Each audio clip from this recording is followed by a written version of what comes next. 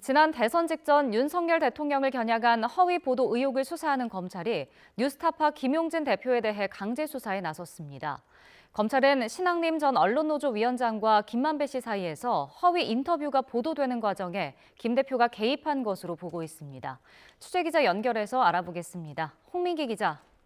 네, 서울중앙지방검찰청입니다. 네, 검찰이 뉴스타파 대표에 대해서 압수수색을 벌이고 있다고요? 네, 그렇습니다. 서울중앙지검 대선 개입 여론조작 특별수사팀은 오늘 오전부터 뉴스타파 김용진 대표의 서울 자택을 압수수색하고 있습니다. 압수수색은 김 대표 측 변호사가 도착한 뒤인 오전 10시부터 시작된 것으로 전해졌는데요.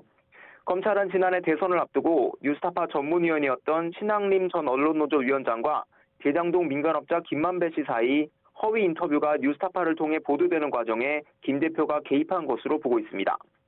이에 따라 윤 대통령을 피해자로 한 정보통신망법상 명예훼손 혐의를 적용해 김 대표를 피의자로 입건했는데요. 앞서 뉴스타파는 대선 사흘 전인 3월 6일 대장동 사업에 들어간 부산저축은행 대출금 관련 수사를 박영수 전 특검을 통해 무마했다는 김만배 씨의 음성 파일을 보도했습니다. 김만배 씨가 대장동 브로커 조우영 씨에게 박 전 특검을 소개해줬고 당시 사건을 맡았던 윤석열 대검찰청 중수 이과장이 청탁을 받고 수사를 무마해줬다는 겁니다. 윤 대통령과 당시 담당 검사가 조 씨에게 커피를 타준 뒤 사건이 없어졌다는 김만배 씨의 육성도 담겼습니다. 그러나 검찰은 이 인터뷰가 허위라고 보고 지난 9월 서울 중구 뉴스타파 사무실 등을 압수수색하며 수사를 본격화했습니다.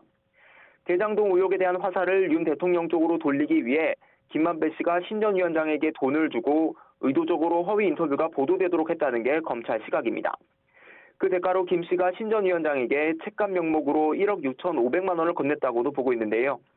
검찰은 김 대표가 김만배 씨와 신 전 위원장 사이 이런 돈 거래 사실도 미리 알고 있었던 정황을 포착한 것으로 전해졌습니다.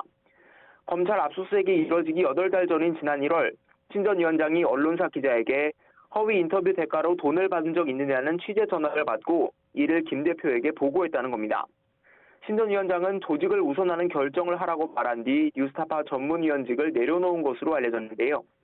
다만 검찰은 김 대표가 두 사람 사이의 돈 거래까지 관여하진 않은 것으로 보고 관련 혐의는 적용하지 않은 것으로 전해졌습니다. 검찰은 압수수색으로 확보한 자료들을 분석한 뒤 조만간 김 대표를 피의자 신분으로 불러 조사할 전망입니다. 오늘 압수수색과 관련해 뉴스타파 측은 민주화 이후 전례를 찾아보기 힘든 폭거라고 반발했습니다. 법질서를 존중하는 차원에서 뉴스타파 본사와 한상진, 봉지욱 기자 압수수색에 협조하고 필요한 자료를 이미 제출했는데도 아무런 수사 성과를 내지 못한 채 수사를 확대하고 있다며 언론 자유를 탄압하는 폭거에 검찰이 책임져야 한다고 비판했습니다.